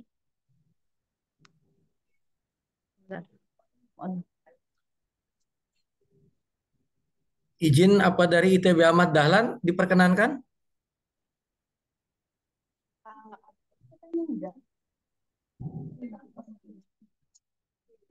Assalamualaikum Pak Yayat. Pak Yayat mau memberikan apa materi? Ya, saya kemarin diminta untuk memaparkan satu hasil pengabdian juga. Baik Pak. Baik. Kalau begitu mohon maaf Pak Yayat, informasinya ada sedikit miss. Sebelum kita ke Q&A, kita lanjut kepada pemateri selanjutnya, yaitu Bapak Dr. Haji Yayat Sujana, SEMSI dari ITB Ahmad Dahlan. Kepada Bapak Yayat, kami persilahkan dengan hormat. Baik, terima kasih. Bismillahirrahmanirrahim. Assalamualaikum warahmatullahi wabarakatuh. Bapak Ibu yang saya hormati, ada riset dan maaf tanpa mengurangi rasa hormat saya tidak dapat sebutkan satu persatu. Tadi katanya berdua enggak, terakhir Iksan. Tidak terakhir. Izinkan saya menyampaikan paparan terkait dengan hasil pengabdian masyarakat di Institut Teknologi dan Bisnis Ahmad Dahlan Jakarta dengan tema pengajaran yang humanis dan digitalisasi pendidikan yang tadi sudah cukup banyak diulas oleh para narasumber sebelumnya. Saya lebih fokus kepada pemberdayaan ekonomi perempuan sebagai tulang punggung keluarga. Sebagai perkenalan, ya, Institut Teknologi dan Bisnis Ahmad Dahlan Jakarta ini berlokasi di Cirende, Ciputat, Tangerang Selatan, dan kampus keduanya di Karawaci, Kota Tangerang. Nah, kami merupakan salah satu dari 166 perguruan tinggi Muhammadiyah Aisyah yang ada di Indonesia, dari mulai Aceh sampai dengan Sorong, Papua. Nah, keunikan dari kami adalah bahwa biasanya di Indonesia itu ada tridharma perguruan tinggi, ya, pendidikan, pengajaran, dan pengabdian masyarakat. Namun di khusus perguruan tinggi Muhammadiyah ada tambahan satu dharma lagi, yaitu dharma terkait dengan al-Islam dan kemuhammadiyahan. Nah, oleh karenanya kampus kami punya kekhasan khusus sebagai kampus sosio-teknopreneur, ya, yang bercirikan pada al-Islam dan kemuhammadiyahan yang terintegrasi di setiap mata kuliahnya. Kami ada 9 program studi, ada manajemen, akuntansi, SITI, DKV, dan arsitek. Diploma 3 ada 2, keuangan perbankan dan akuntansi, dan kami punya program S2 atau Master Ekonomi Syariah dengan predikat unggul. Bapak Ibu sekalian, ya, saya mau memperkenalkan terkait dengan apa itu Catur Dharma Perguruan Tinggi Muhammadiyah Aisyah dan bagaimana peran dosen di dalamnya. Nah, setiap dosen yang mengampu mata kuliah di Perguruan Tinggi Muhammadiyah ini harus bisa mengintegrasikan mata kuliah tersebut, ya, masuklah nilai-nilai al-Islam kemuhammadiyahan. Jadi kami berharap, ya, sebagai pondasi atau basic, ya, mereka-mereka even nanti mereka mau menjadi insinyur, mereka menjadi ekonom, mereka mau menjadi praktisi bisnis dan seterusnya, tetap ada pondasi keimanan sebagai penciri dari salah satu perguruan tinggi Islam. Nah, di kami ada level dosen, ada medium teacher yang memang hanya mampu memberikan informasi atau menginformasikan, ada good teacher mampu menjelaskan keilmuannya.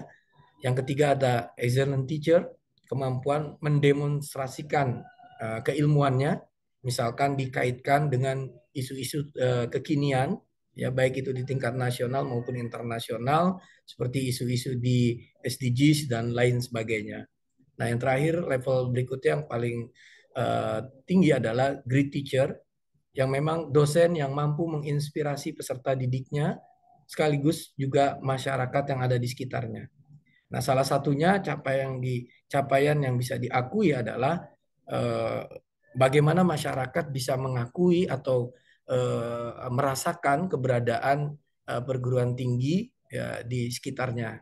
Sehingga ini akan memotivasi kepada mahasiswa-mahasiswi kita lebih percaya diri ya, dan mereka sehingga lebih merasa kapabilitas atau kompetensinya terakui dalam tanda petik. ITB Ahmad Dahlan Jakarta juga memiliki level dosen yang excellent teacher dan great teacher, yang tentunya ini kita dorong untuk semuanya naik ke level yang excellent teacher dan great teacher tadi. Sehingga kita akan selalu mengingatkan, terus menanamkan nilai-nilai Islam dan kemuhammadiyahan. Metode perkuliahan yang kami gunakan adalah presentasi kelompok, ya, juga ada ceramah, ya, ada diskusi tanya jawab, dan kita juga coba ajak mereka untuk nonton film bersama yang relate dengan topik-topik yang sedang dibahas oleh dosen tersebut. Yang berikutnya adalah role playing, ini terkait dengan bagaimana mereka bisa masuk atau berempati, memainkan peran, ya, ketika mereka pada posisi ya yang ditentukan. Praktek tentu saja, dan ada tugas-tugas individu yang memang kita berikan, dan yang tidak kalah penting mereka juga kita ajak untuk mengunjungi tempat-tempat tertentu yang terkait dengan topik yang sedang kita bahas. Sistem perkuliahan yang kita lakukan menghargai perbedaan, artinya tidak ada diskriminasi. Sebagai perguruan tinggi Islam atau perguruan tinggi Muhammadiyah, di kami pun tidak ada tidak menutup diri, kami tidak eksklusif, kami inklusif, ya. Kami juga ada mahasiswa-mahasiswi yang non muslim, dan alhamdulillah mereka tidak ada perbedaan perlakuan yang kami lakukan. Bahkan saudara kami yang Universitas Muhammadiyah Sorong di sana itu hampir 85% mahasiswanya adalah non muslim. Ya, sehingga kalau Bapak Ibu pernah dengar, ya ada anekdot ya yang mereka suka katakan, wah di sana itu Islam no, Muhammadiyah yes lah, kira-kira begitu. Nah itu terjadi di Muhammadiyah Sorong Papua sana.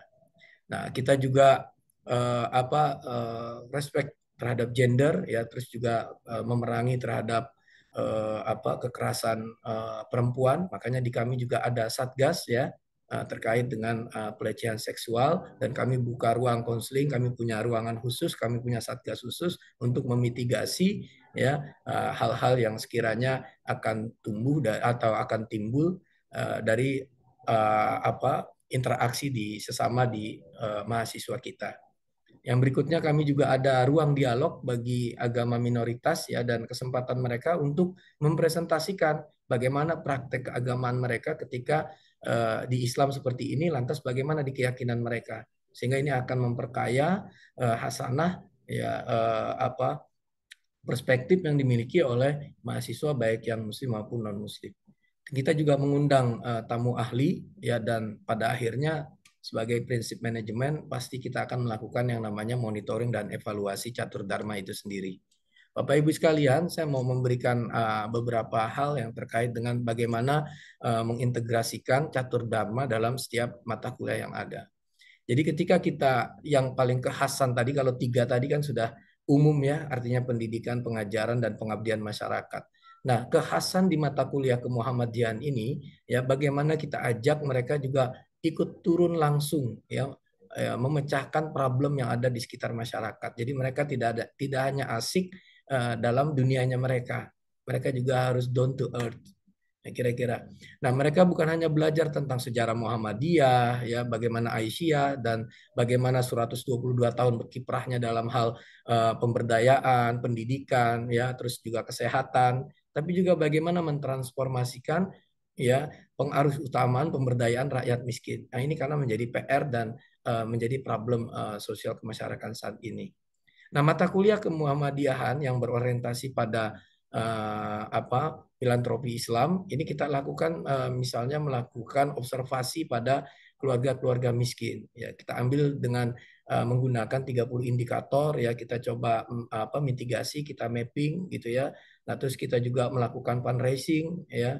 Kita coba nanti juga ada bagaimana penyalurannya, ya, sehingga program-program ini, ya, bagaimana bisa ikut meningkatkan pemberdayaan perempuan, ya, khususnya mereka yang memang sebenarnya masuk dalam kategori berhak untuk menerima dari zakat yang ada. Bahkan di kami dalam beberapa waktu yang cukup panjang yang melakukan ijtihad terhadap korban-korban kekerasan perempuan untuk masuk dalam sebagai mustahik penerima zakat, dan alhamdulillah ini sudah direspon oleh Badan Amil Zakat Nasional kalau di Indonesia, dan salah satu ataupun ini kita coba sosialisasikan di Kementerian Perempuan dan di kota-kota dan kabupaten ya, termasuk salah satunya sebagai contoh di domisili kita di Kota Tangerang Selatan itu sudah ada surat edaran wali kota terkait dengan bagaimana salah satu penerima korban kekerasan perempuan ini juga berhak untuk mendapatkan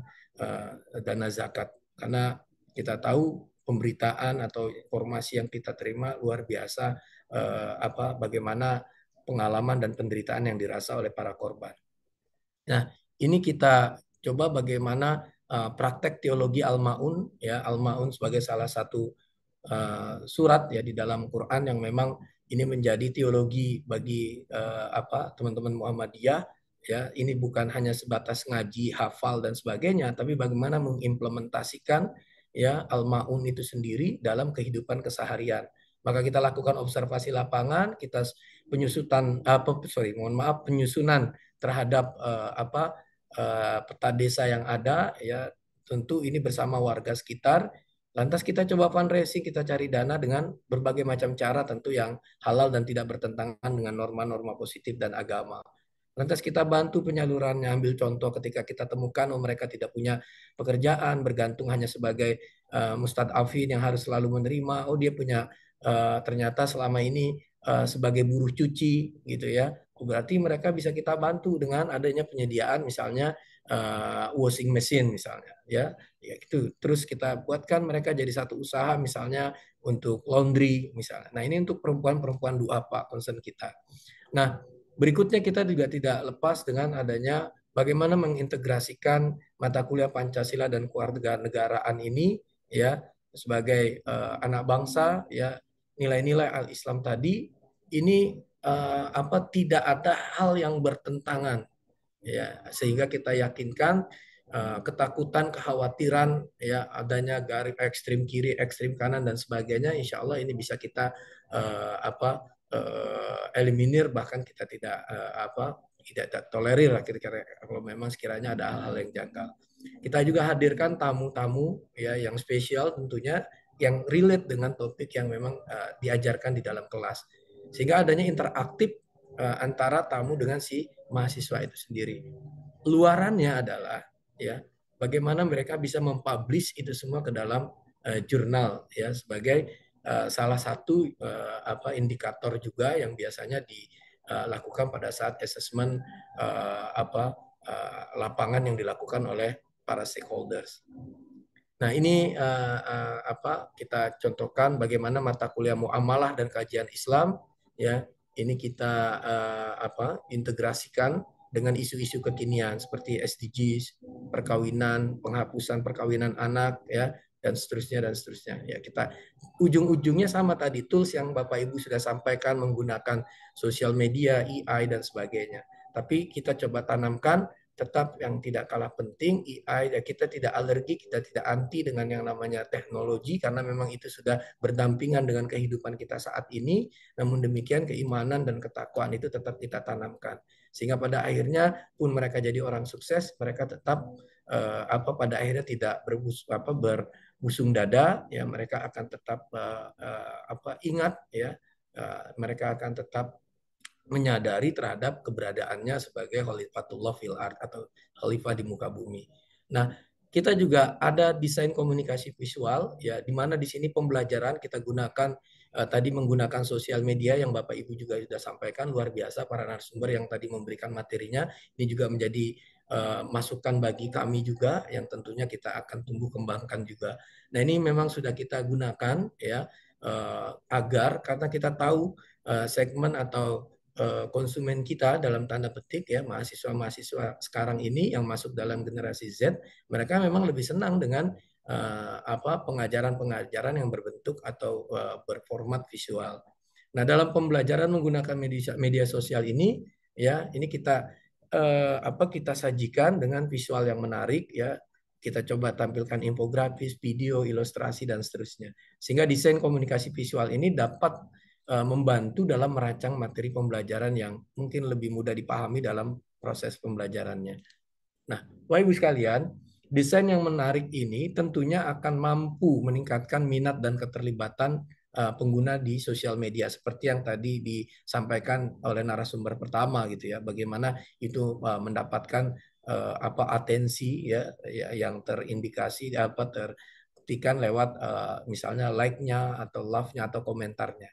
Nah, pembelajaran melalui sosial media tadi ini tentunya membutuhkan visual yang kuat agar materi pembelajaran yang menonjol di tengah arus informasi yang saat ini cukup padat. Sehingga permainan terhadap warna, eye-catching, typografi, tata letak, elemen grafis, ini akan membantu menciptakan materi yang memang tidak hanya informatif, tapi juga memenuhi unsur estetikanya. Nah, Bapak Ibu sekalian, ini beberapa hal yang kita coba lakukan, ya bagaimana penggunaan desain visual untuk pembelajaran di kelas. Nah, kita juga melakukan yang namanya KKN Plus, kuliah kerja nyata atau practical untuk kuliah di lapangan. Nah, ini kita kirim ya, kita itu tadi ya terkait dengan keragaman. Kita juga kemarin kita tidak hanya fokus pada lingkup hanya Muhammadiyah saja. Justru sebaliknya kemarin justru kita kirim ke saudara kita di pesantren yang berbasis atau yang berlandaskan pada dasarnya adalah NU atau Nahdlatul Ulama. Yang kita tahu di Indonesia sendiri ada 2 ormas terbesar adalah NU dan Muhammadiyah. Justru kami tidak kirim mahasiswa kami ke Muhammadiyah, tapi kami kirim ke Nahdlatul Ulama. Di sana akan terjadi interaksi ya bagi para mahasiswa-mahasiswi kita, ya, sehingga mereka akan lebih mudah ya secara langsung ya mengeksplor ya tentu yang memang itu tidak ada dalam AI, karena itu akan nempel dalam dirinya sendiri gitu.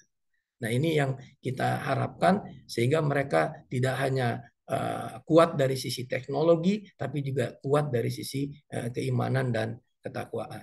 Nah, sehingga kami berharap kuliah di ITB Ahmad Dahlan Jakarta itu adalah menyenangkan dan mencerahkan. Terima kasih atas kesempatannya. Mohon maaf sekiranya ada yang kurang berkenan. Billahi fisabil haq wastabiqul khairat. Assalamualaikum warahmatullahi wabarakatuh.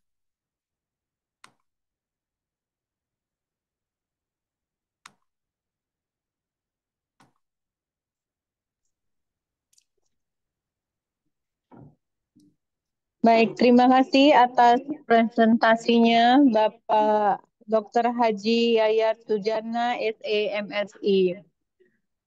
Baik Bapak Ibu sekalian, para peserta kegiatan pengabdian internasional pada hari ini, kita sudah masuk fase terakhir yaitu Q&A ataupun tanya jawab.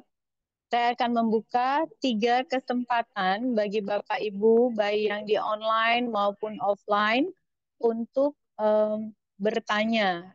Bagi yang offline mungkin bisa untuk mengangkat tangan, atau yang online dapat memberikan ikon raise hand. Baik, silakan.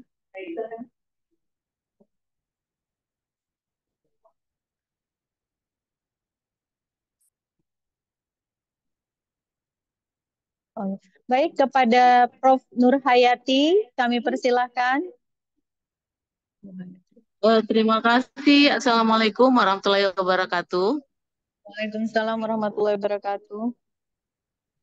Saya mengikuti dari awal dan alhamdulillah saya melihat sebenarnya materinya itu semua sangat menarik ya. Cuma tadi para narasumber ya yang terkait dengan materi AI tadi itu hanya saya melihat ngasihnya cuma sepotong ya, misalnya ChatGPT ya gitu ya.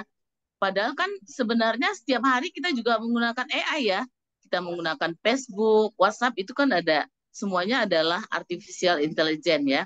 Nah, mohon ya kepada para narasumber, selain ChatGPT secara utuh bagaimana tuh kita dalam mengelola pembelajaran sehingga menghasilkan satu pembelajaran yang menarik ya. Jadi bukan hanya ChatGPT, yang lain-lainnya bagaimana? Kan banyak sekali itu ChatGPT AI yang lain ya.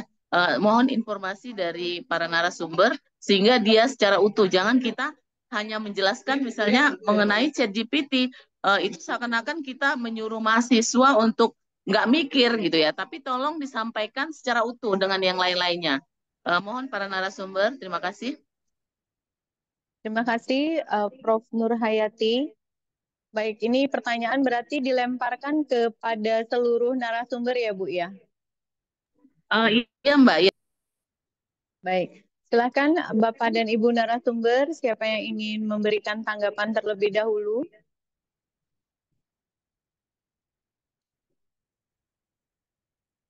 Siapa? Saya, Bapak aja. Ibu aja. Baik, Ibu Lisa, silakan. Ya, baik. Terima kasih kepada Prof. Nur ya, yang sudah melontarkan pertanyaan kepada kita di sini sebagai pemateri. Nah, jadi kita memberikan penggunaan ChatGPT yang pertama ya, itu adalah untuk memberikan langkah-langkah ketika kita ingin, misalnya untuk pribadi kita ingin memperdalam suatu materi seperti itu. Jadi kita tinggal memberikan prompting aja. Saya sebenarnya ingin langsung praktek ya, cuman ini juga tinggal sedikit atau nanti Pak Ihsan bisa menambahkan gitu ya Pak ya. Jadi memang tergantung kepada prompting yang kita berikan kepada ChatGPT, dan kemudian kalau saya yang sering saya gunakan itu adalah ChatGPT, lalu kemudian untuk peta konsepnya itu tadi adalah Mapify, terus untuk membuat presentasinya itu pakai Gamma AI itu gitu. Nah, jadi kalau untuk ke mahasiswanya kita mencari dari AI itu tadi untuk memandu kita mempelajari satu materi itu secara bertahap seperti itu. Dan kemudian kalau misalnya untuk ke mahasiswa ini juga bisa kita ajarkan seperti itu. Bagaimana mereka ingin menguasai suatu materi. Nah, tapi kalau misalnya kita sebagai seorang dosen, kita ingin mensistematika atau memperbaiki atau lebih merapikan materi-materi kita, itu bisa juga dengan cara meminta bantuan kepada si ChatGPT, lalu kemudian untuk presentasinya kita menggunakan Gamma AI dan peta konsep itu tadi gitu. Kalau itu saya seperti itu, Prof. Mungkin bisa dibantu oleh Pak Ihsan.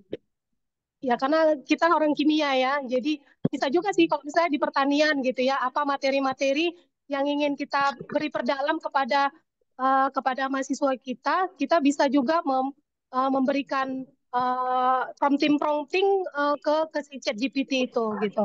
Seperti itu aja. Assalamualaikum warahmatullahi wabarakatuh. Baik, lanjutin. Kalau ditanya, sebenarnya AI banyak sekali ya. Bahkan dari penelitian tahun 2023 itu, kebanyakan dari kita hanya memanfaatkan kurang dari 2% kemampuan dari AI. Jadi sebenarnya kan sangat banyak sekali. Di antaranya, coba saya breakdown. Pertama, misalnya dari sisi akademik, mencari literatur review atau referensi-referensi untuk penelitian kita. Cara paling mudah ada AI namanya Cite AI, SCITE.ai. Dia akan memberikan seluruh referensi yang berhubungan dengan judul referensi kita. Yang kedua, itu ada Leonardo AI. Itu adalah kalau kita membuat gambar dan juga video AI, itu sangat rekomendasi sekali. Makanya beberapa mahasiswa kita di STIM Sukma untuk generate image kita pakai Leonardo. Ketiga, itu ada pembuatan presentasi menarik yang cepat, itu bisa memakai Gamma AI.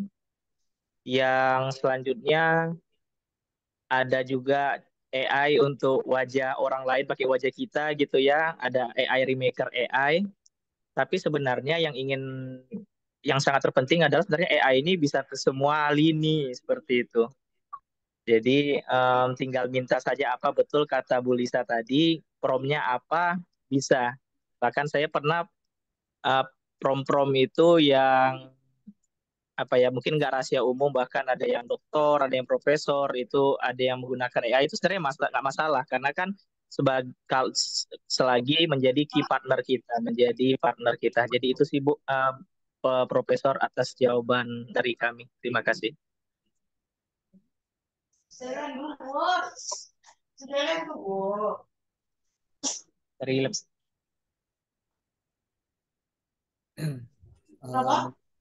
Mungkin sedikit tambahan untuk dari saya. Sebenarnya penggunaan AI Sebenarnya penggunaan AI ini tergantung kebutuhan. Jadi kalau sekiranya kebutuhannya apa, jadi kita tinggal menggunakan tools AI-nya. Karena memang hari ini tools AI ini memang sangat membantu, cuma memang tidak bisa menjadi yang diutamakan. Dia hanya membantu. Jadi tergantung sih kalau sekiranya dia tidak hanya ChatGPT, cuma mungkin ada seperti OAI, kemudian yang ada untuk menerjemahkan seperti untuk membuat PowerPoint ada Gamma, kemudian mungkin para prase ada Grammarly, dan banyak tools AI yang bisa membantu mahasiswa dan guru sebagai pemproses pembelajaran. Jadi memang sebenarnya tergantung apa kebutuhan dari guru dan sebenarnya banyak sekali memang tools AI yang digunakan, memang bahkan sekarang mahasiswa kita juga banyak menggunakan tools AI yang sangat membantu mahasiswa dalam mengerjakan artikel, dalam pembuatan jurnal. Ini tambahan saya dari saya, Prof.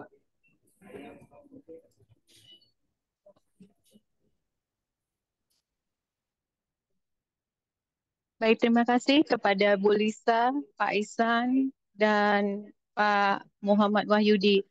Untuk Pak Yayat, bagaimana? Apakah ada tanggapan, Pak? Silakan. Ya, mungkin yang saya tanggapi tadi sebagian terwakili juga, Prof, ya. Artinya bahwa memang tadi kita bisa, saya lebih kepada bagaimana AI ini, ya artinya kita ini tidak terwarnai oleh AI, justru AI yang kita warnai gitu kira-kira. Itu tadi kira-kira. Mohon izin, gitu Prof. Makasih, Prof.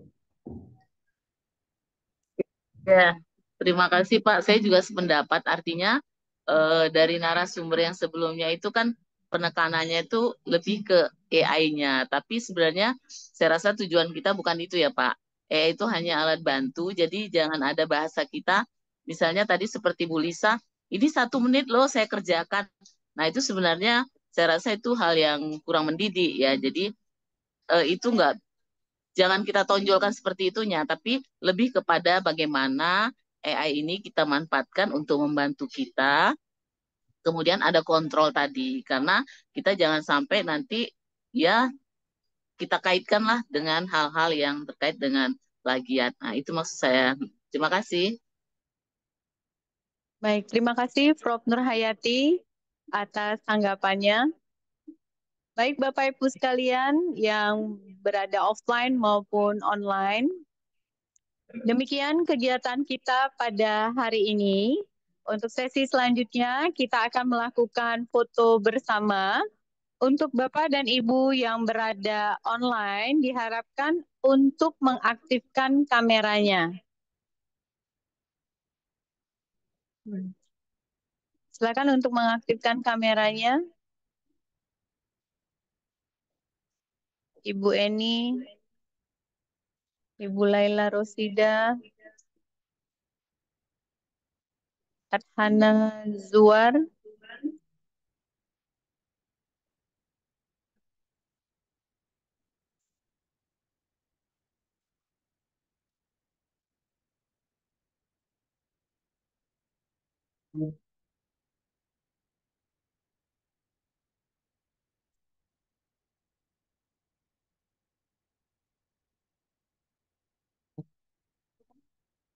Udah.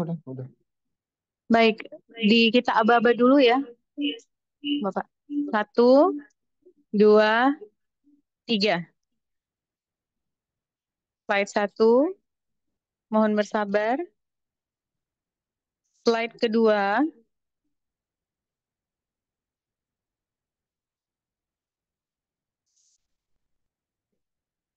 Oke, sudah selesai. Baik Bapak dan Ibu sekalian, buah nanas, buah ceri.